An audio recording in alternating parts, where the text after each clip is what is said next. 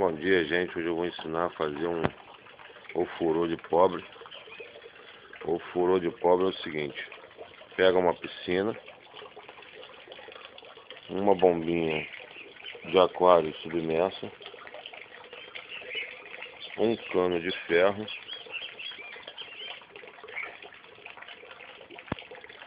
e uma latinha com querosene e estopa. Liga a bombinha submersa na piscina, ela vai pegar a água fria da piscina, entra pelo cano de ferro que está quente, sai morninha de volta para a piscina. Esse é o ofurô de pobre, gente. Aqui é umas 2 horas, vai estar quentinho.